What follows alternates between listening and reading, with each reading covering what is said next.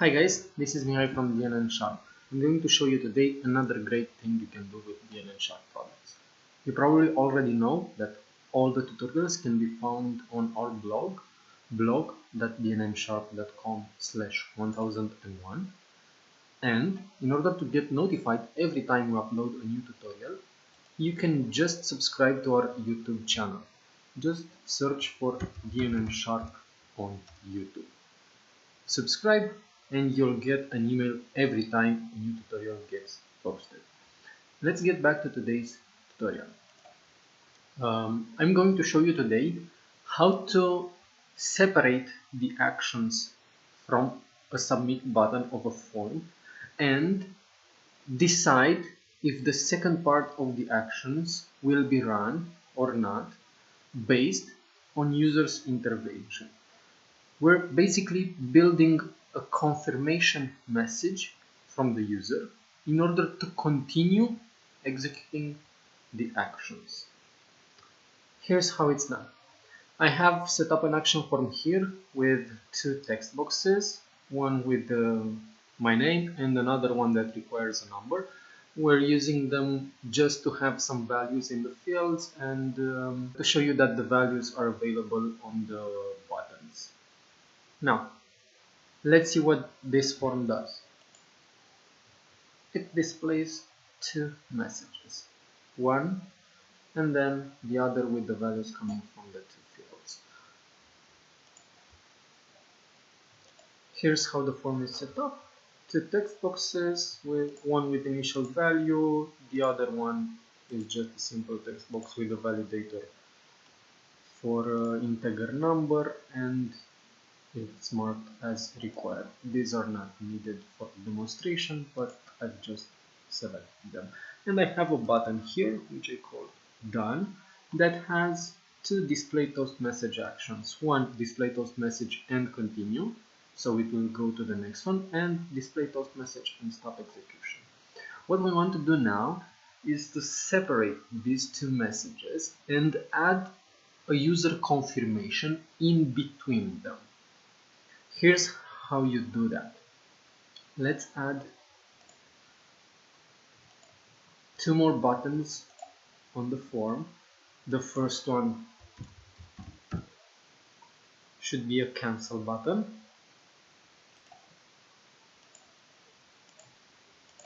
Let's make it danger. And one more.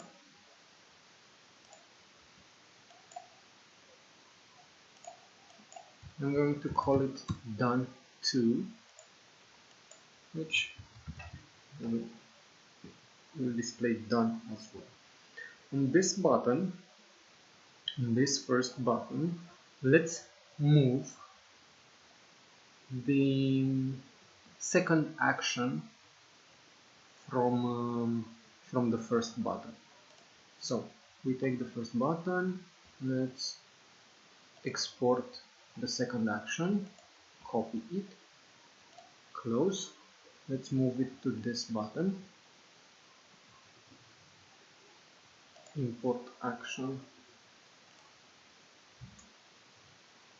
import.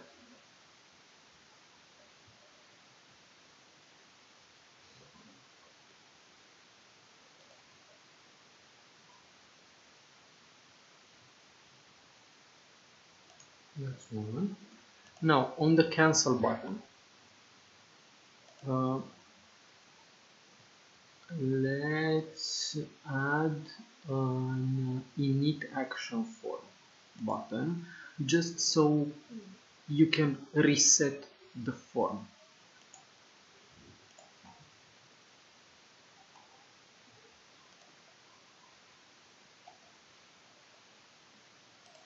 And now on the initial button we had on the form, we will leave only the first display message action.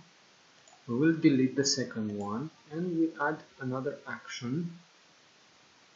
Let's go to message, display message. Are you sure you want to display the second message as well, and down action buttons you can bind buttons from form, and we will add the done to button and the cancel button. Save. Let's go back to our form, reload it.